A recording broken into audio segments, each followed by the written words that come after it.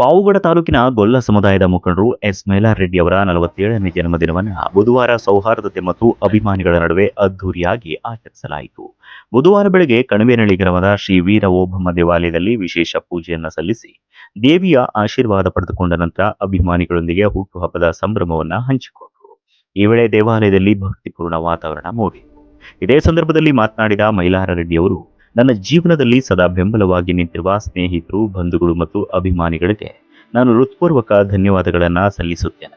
ನಿಮ್ಮ ಪ್ರೀತಿ ಮತ್ತು ಆಶೀರ್ವಾದವೇ ನನಗೆ ಇನ್ನಷ್ಟು ಸಮಾಜ ಸೇವೆ ಮಾಡಲು ಪ್ರೇರಣೆ ನೀಡುತ್ತದೆ ಎಂದು ಕೃತಜ್ಞತೆ ವ್ಯಕ್ತಪಡಿಸಿದರು. ಹಬ್ಬಕ್ಕೆ ಶುಭ ಹಾರೈಸತಕ್ಕಂಥ ಎಲ್ಲ ಅಣ್ಣಂದಿರಿಗೂ, ಗಣ್ಯರಿಗೂ ಮತ್ತು ತಮ್ಮಂದಿರಿಗೂ ಮತ್ತು ನನ್ನ ಅಭಿಮಾನಿ ಬಳಗದ ಎಲ್ಲ ಸದಸ್ಯರಿಗೂ ಮತ್ತು ಇವತ್ತು ನಡೆದಿರ್ತಕ್ಕಂಥ ಎಲ್ಲ ಕಾರ್ಯಕ್ರಮವನ್ನು ನಡೆಸ್ಕೊಟ್ಟಿರ್ತಕ್ಕಂಥ ನನ್ನ ಆತ್ಮೀಯರಿಗೂ ಎಲ್ಲರಿಗೂ ನಾನು ಶುಭ ಹಾರೈಸ್ತೀನಿ, ಚಿರಋಣಿಯಾಗಿ ಇರ್ತೀನಿ ಅಂತ ಹೇಳಿ ನಾನು ಹೇಳಕ್ಕೆ ಬಯಸ್ತೀನಿ.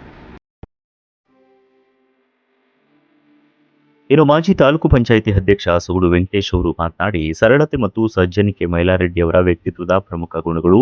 ಇಂತಹ ಯುವ ನಾಯಕರು ಸಮಾಜಕ್ಕೆ ದಾರಿ ತೋರಿಸುವ ಶಕ್ತಿಯಾಗಿದ್ದಾರೆ ಎಂದು ಶ್ಲಾಘನೆ ವ್ಯಕ್ತಪಡಿಸಿದರು. ಇವತ್ತು ಕಣಿವೆನಳ್ಳಿ ಹೀರೋ ಓಬಮ್ಮ ದೇವಸ್ಥಾನದ ಹತ್ರ ಇವತ್ತು ಒಂದು ಹುಟ್ಟದ ಹಬ್ಬದ ಒಂದು ಆಶೀರ್ವಾದ ಪಡೆಯೋಕ್ಕೆ ಇವತ್ತು ಇಲ್ಲೆಲ್ಲ ಬಂದಿದ್ದಾರೆ. ಈ ಶುಭ ಸಂದರ್ಭದಲ್ಲಿ ಅವರಿಗೆ ಹುಟ್ಟುಹಬ್ಬದ ಶುಭಾಶಯಗಳನ್ನು ಕೊಡ್ತಾ ಇದ್ದೀವಿ. ಎಲ್ಲರೂ ಈ ಕಣಿವೆನಳ್ಳಿ ಗ್ರಾಮಸ್ಥರು ನಾವೆಲ್ಲ ಸೇರಿ ಹುಟ್ಟುಹಬ್ಬದ ಶುಭಾಶಯಗಳನ್ನು ಅವರು ಬೆಳಿಗ್ಗೆ ಎದ್ದು ರಾತ್ರಿ ಮಲಗೋವರೆಗೂ ಜನಸೇವೆನೇ ಮಾಡೋದು.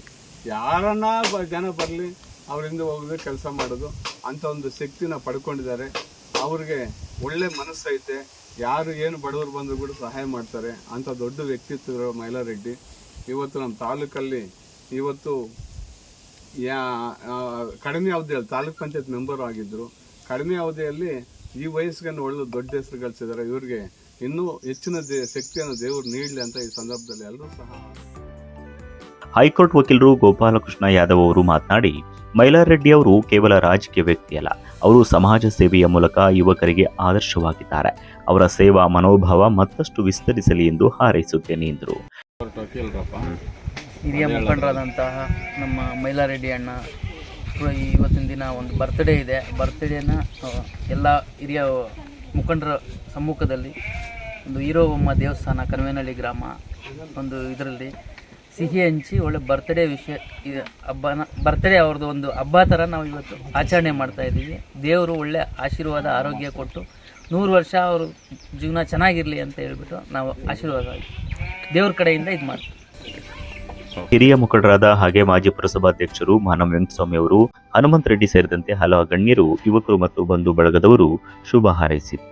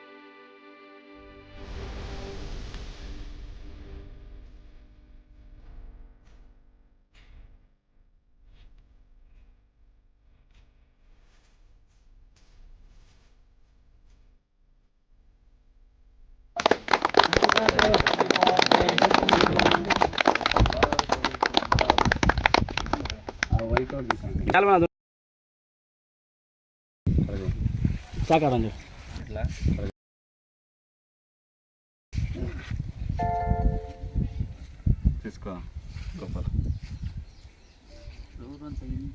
అది అందరికీ అదే అవి అట్లా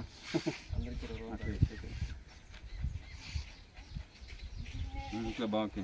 హ్యాపీ బర్త్డేనా? హ్యాపీ ಪಾವತೆ